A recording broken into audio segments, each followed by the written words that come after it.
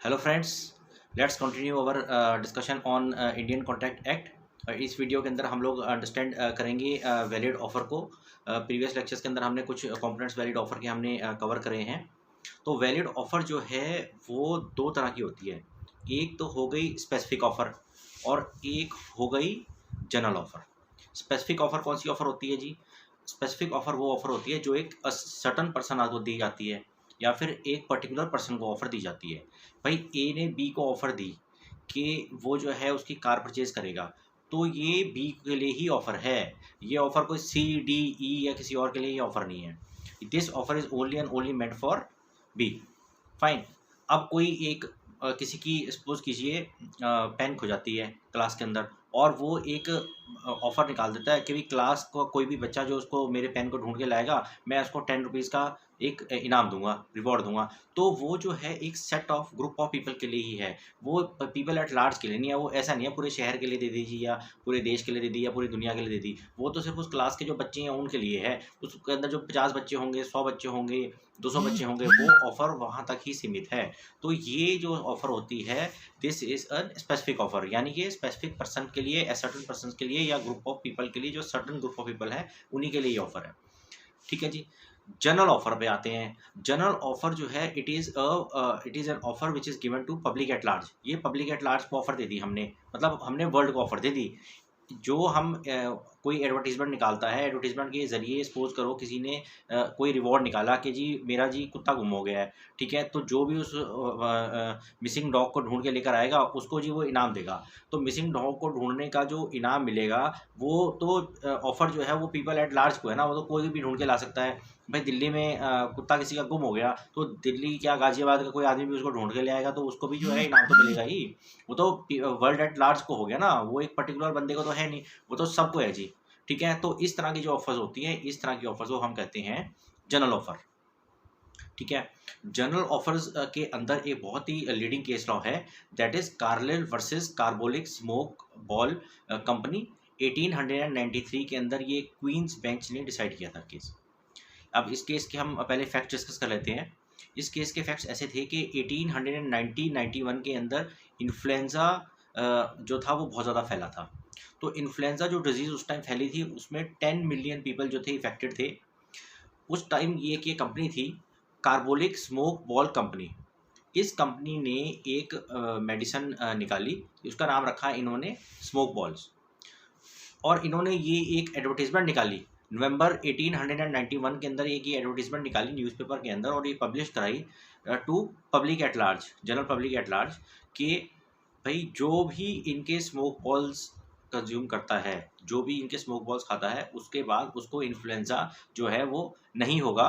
और अगर उसके कंज्यूम होने के बाद भी अगर ये किसी को इन्फ्लुएंज़ा हो जाता है, तो ये उसको 100 पाउंड्स का रिवॉर्ड देंगे।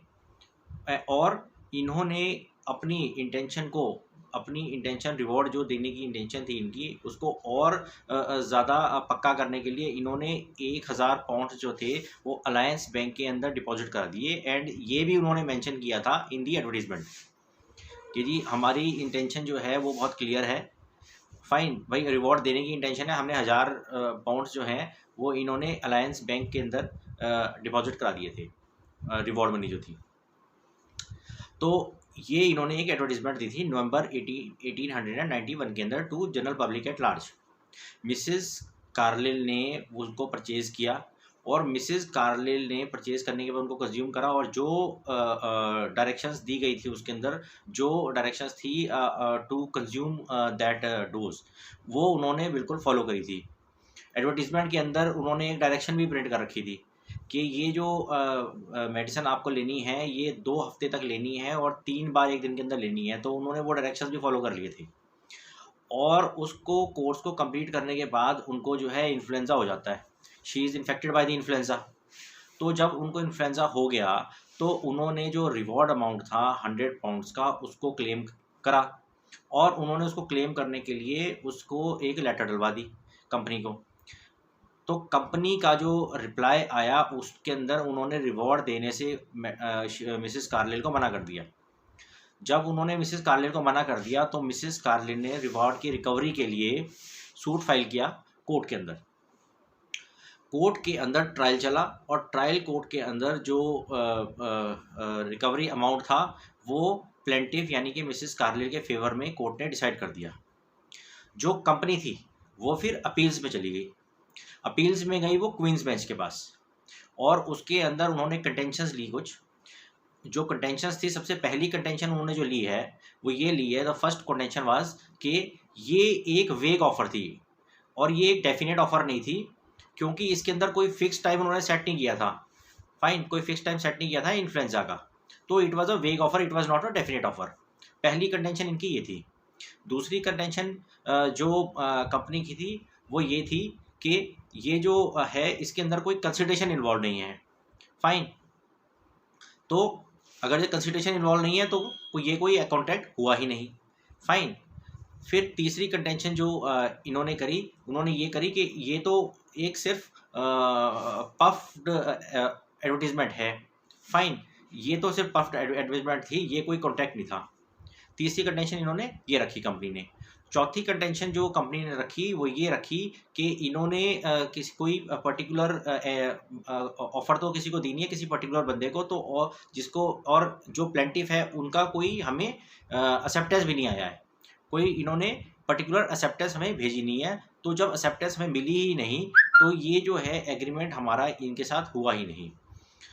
और ये 4 पॉइंट्स के ऊपर इन्होंने कंटेंशन जो थी अपनी अपील में ये चले गए, कंपनी जो थी अपील में चली गई।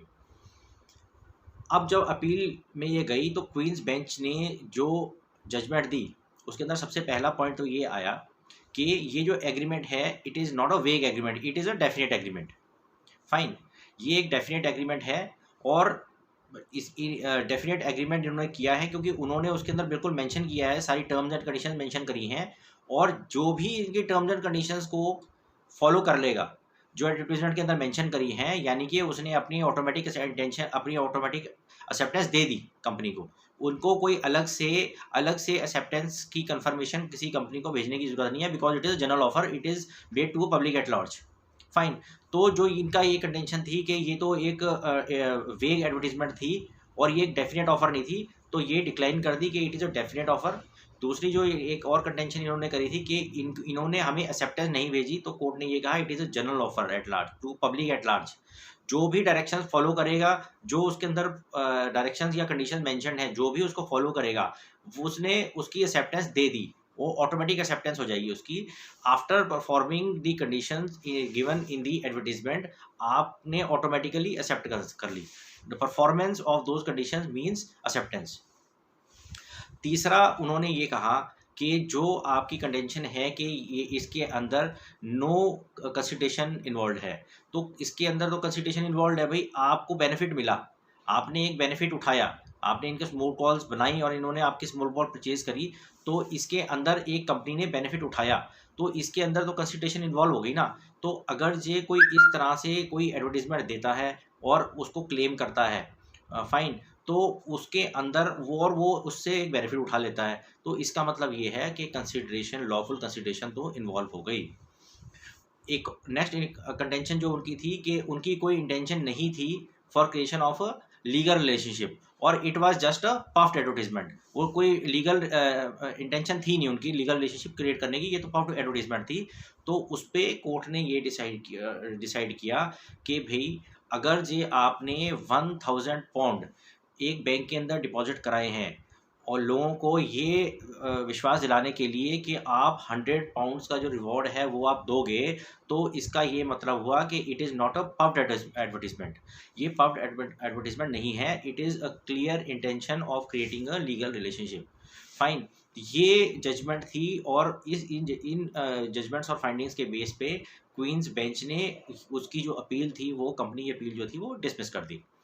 तो इसके अंदर से जो प्रिंसिपल मेन निकल के आया है वो ये आया है कि if a company makes an advertisement to a public at large को एक ऑफर देती है, फाइन, कोई एडवर्टीजमेंट देती है जिसके अंदर ऑफर देती है टू पब्लिक एट लार्ज, तो उसके अंदर जो कंडीशंस है, performance of those conditions will be termed as acceptance to the offer. अलग से कोई ऑफर की कंफर्मेशन भेजना ज़रूरी नहीं है, वो कंपल्सरी नहीं होता। फाइन। दूसरा ये है कि जो एडवर्टीजमेंट्स निकलती हैं उसके अंदर जो ऑफर्स दी जाती हैं, जो जनरल ऑफर्स होती हैं, ये कोई वेजिंग एग्रीमेंट्स नहीं होते। वेजिंग एग्रीमेंट्स होता है मतलब शर्त लगाने वाले एग्रीमेंट्स। फाइन। इसके अंदर आदमी शर्त लगाता है। उसके अंदर क्या होता है कि ये मतलब चांसेस होते हैं, बोथ पार्टीज को चांसेस होते हैं, म्यूचुअल चांसेस होते हैं कि या तो जीतेंगे या हारेंगे। Mutual gain and loss involve होता है उसके अंदर, दोनों का गेन एंड लॉस, दोनों ही गेन एंड लॉस के ऊपर रहते हैं। तो वेजिंग एग्रीमेंट के जो एलिमेंट्स हैं वो इस तरह की जनरल ऑफर के अंदर नहीं होते। तो ये जो ऑफर्स होती हैं they are not treated as wagering agreements, क्योंकि वेजिंग एग्रीमेंट जो होते हैं they are void agreements. Fine. तो ये सबसे इंपॉर्टेंट जो प्रिंसिपल यहाँ से निकल के आया है जनरल ऑफर में से, कि जनरल ऑफर अगर कोई कंपनी देती है तो उसके अंदर जो कंडीशंस हैं, performance of those conditions means acceptance of the offer.